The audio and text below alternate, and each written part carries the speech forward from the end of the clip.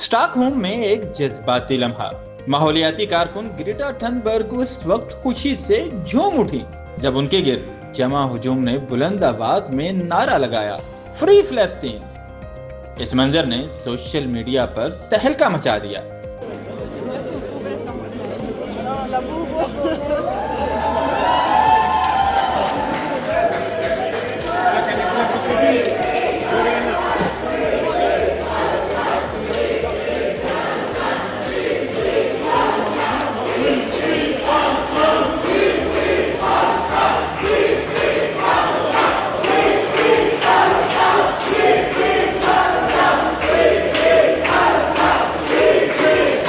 यहाँ हजारों सार्फिन ने ग्रेटा के रद्द अमल को इंसानियत और यकजहती की खूबसूरत अलामत करार दिया।